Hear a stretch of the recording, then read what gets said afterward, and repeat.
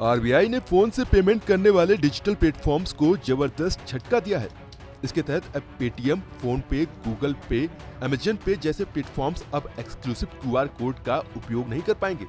ये नियम उन क्यूआर कोड पर लागू होगा जो क्यूआर कोड सिर्फ इन कंपनियों के ही प्लेटफॉर्म्स पर काम करते हैं। आरबीआई ने कहा है कि इसकी जगह पेमेंट एप्स को 31 मार्च 2022 तक एक या एक से ज्यादा इंटर ऑपरेबल क्यूआर कोड में शिफ्ट करना होगा। आरबीआई ने कहा है कि किसी भी पेमेंट लेन देन के लिए किसी भी पीएसओ द्वारा कोई नया मालिकाना क्यूआर कोड लॉन्च नहीं किया जाएगा। आरबीआई के इस ताजा कदम से अब ग्राहक यूपीआई पेमेंट का सपोर्ट करने वाले किसी भी ऐप से किसी भी प्लेटफॉर्म पर पेमेंट कर सकते हैं। आरबीआई के इस आदेश का मतलब ये है कि वो चाहता है कि एक्सेप्टेंस इंफ्रास्ट्रक्चर को देश में बढ़ावा मिले, साथ ही इंटर ऑपरेबिलिटी में सुविधा मिले और सिस्टम को बढ़ाने पर काम किया जाए।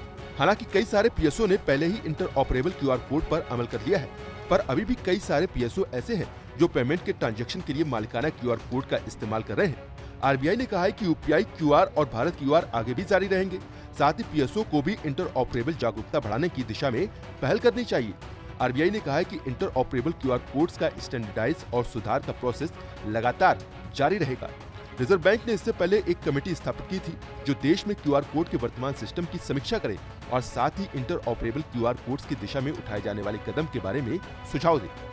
देश में यूपीआई पेमेंट पिछले 2 सालों में तेजी से बढ़ा है। खासकर ये तब से ज्यादा बढ़ा है जब से प्रधानमंत्री नरेंद्र मोदी ने डिजिटल इंडिया मिशन शुरू किया।